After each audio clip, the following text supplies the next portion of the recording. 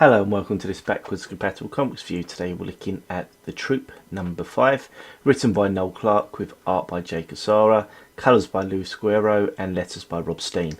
This is being published by Titan Comics, and what can I say? I've enjoyed this series from the outset. I think it's been really strong. The basic premise is that you have a group of superpowered children, all being collected by this one gentleman who also has some powers, and they're trying to take them away from a shady agency. From there we've got a lot of crossed ideas from aliens to mutants to all those sorts of things, but the basic premise is that they're there to save people.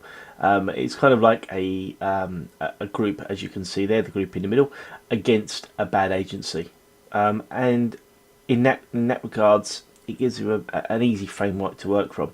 But what Noel Clarke's done is talk about his characters are all flawed. They all have issues, and as the series has gone on, he's picked into these, and he's really made a series which you can identify with the characters in some way, and he's made real characters. They're not complete, there's a slight little bit of cliche in there, but generally speaking, all these characters have depth, and I think that's a wonderful thing.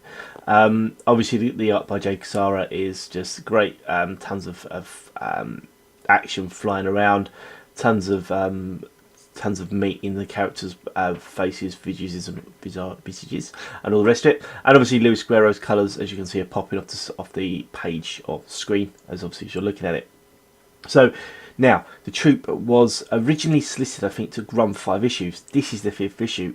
It has an ending, but it's an open ending. So I'm hoping, obviously, fingers crossed, that this series has done well enough to kick things up and to move on again, because I love it. I think it's great. But if it finishes here, it's not that much of a worry. I think I said this about Huck as well.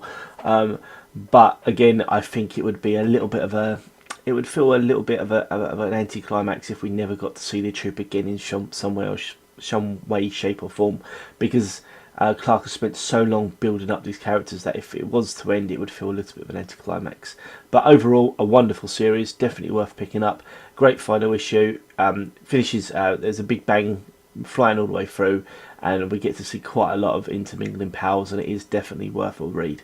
So thank you very much. Do take care, and good night.